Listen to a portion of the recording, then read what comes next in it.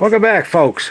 Well, what we're doing now, if you notice, I don't know if you can see, this is the master bedroom, and we're insulating the ceiling, and eventually we'll insulate the walls as well for soundproofing. And while we're at it, we may be soundproofing all the walls.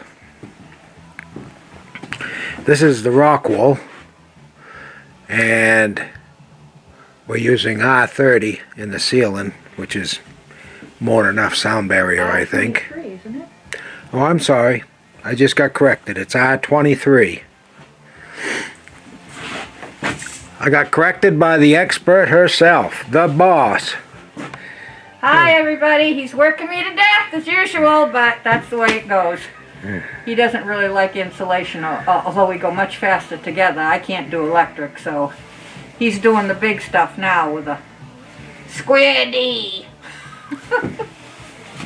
I'll just keep plugging along. So she's doing a heck of a job filling in. So this will provide sound proofing for the people upstairs and down here. She's doing a heck of a job with that rock wool. Alright, I'll probably come back when she's all done, or later on we'll add to this.